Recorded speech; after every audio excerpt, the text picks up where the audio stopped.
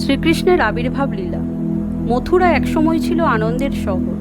বাজারে হট্টগোল, মন্দিরে ভিড়, সন্ধ্যায় শঙ্খ বাজলেই মানুষ ঘরে ফিরত। কিন্তু কংসের ভয়ে সেই শহরের হাসি হারিয়ে গেল। সবাই যেন অদৃশ্য কোনো আতঙ্ক বয়ে বেড়াচ্ছে, কারণ এক ভবিষ্যৎবাণী রটে গেছে, দেবকীর অষ্টম সন্তানই কংসের মৃত্যু ডেকে আনবে। ভয় পেলে ক্ষমতাবানরা যেমন আরও নিষ্ঠুর হয়, কংসও তেমনই করল। নিজের বোন দেবকী আর ভগ্নিপতি বসুদেবকে বন্দি করে ফেলল শীতল কারাগারে।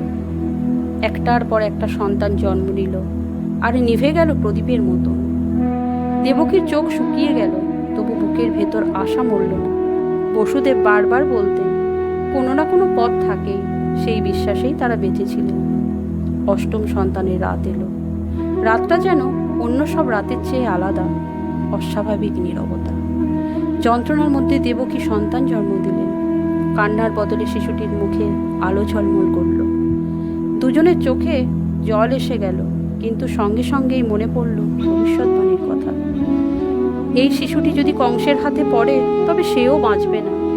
ঠিক তখনই যেন বাতাসে কারো কণ্ঠ ভেসে এলো, ভয় পেও না, আমাকে গোকুলে নিয়ে যাও, পথ খুলে যাবে। কথাটা কে বলল বোঝা গেল না, কিন্তু দুজনেই শুনলেন। যেন বিশ্বাসটাই এবার কথাই রূপ নিল। বসুদেব শিশুটিকে কাপড়ে জড়ালেন। দরজার দিকে গিয়ে দেখলেন, যে লোহার শিকল এতদিন অটল ছিল, সেগুলো আজ অদ্ভুতভাবে নরম হয়ে গেছে। পাহারাদাররা ঘুমিয়ে পড়েছে, কেউ জানল না, কেউ দেখল না। তিনি কারাগার পেরিয়ে শহরের অন্ধকার গলি পেরিয়ে গেলেন। শহরের বাইরে এসে তিনি দাঁড়ালেন যমুনার ধারে। নদী তখন কালো, স্রোত প্রবল। বসুদেব দ্বিধায় পড়লেন, এই স্রোত পেরোনো অসম্ভব। কিন্তু বুকে শুয়ে থাকা শিশুটি এত নিশ্চিন্তভাবে ঘুমোচ্ছে যে মনে হলো এই নিশ্চিন্ততাই পথ দেখাবে। তিনি জলে পা রাখতে অবিশ্বাস্য ঘটনা ঘটল। নদীর বুক ফেটে সরু রাস্তা তৈরি হলো। দুধারে জল দাঁড়িয়ে গেল, আর আকাশ থেকে ঝরে পড়া বৃষ্টি শিশুটির গায়েই লাগলো না। অদৃশ্য কারো ছায়া যেন তাকে রক্ষা করছে। গোকুলে পৌঁছে বসুদেব গেলেন নন্দের বাড়ি। সেখানে যশোদা ঘুমিয়ে আছেন, পাশে সদ্যজাত এক কন্যা শিশু। বসুদেব আলতো করে নিজের সন্তানকে যশোদার পাশে শুইয়ে দিলেন, যেন সেই ঘরেই তার প্রথম ঠিকানা। আর যশোদার শিশুকে কোলে নিয়ে আবার ফিরতি পথে চললেন। কারাগারে ফিরে দরজা আবার আগের মতো বন্ধ। পাহারাদাররা জেগে উঠল। কেউ জানল না বসুদেব কোথায় গিয়েছিলেন। ভোরে কংস এলো সন্তানের খবর পেয়ে।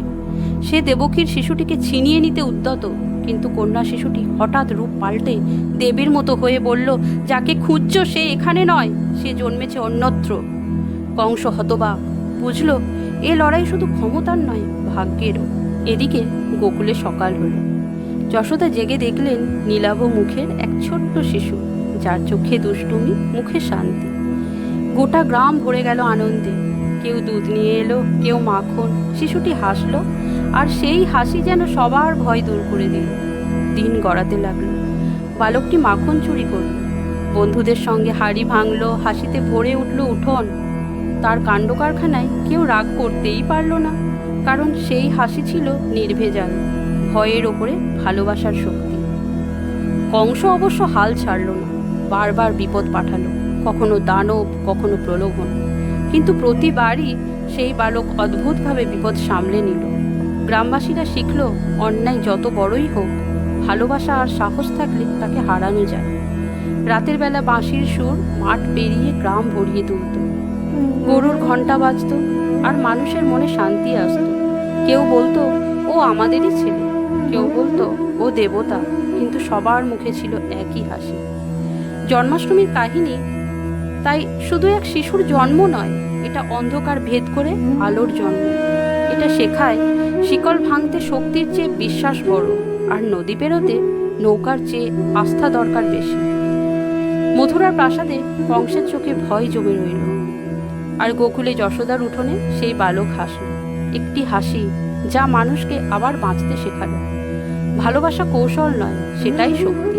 আর জন্মাষ্টমীর রাত তাই আজও মানুষ মনে রাখে, কারণ তখনই আলো প্রথম অন্ধকারকে পরাজিত করেছিল। নমস্কার।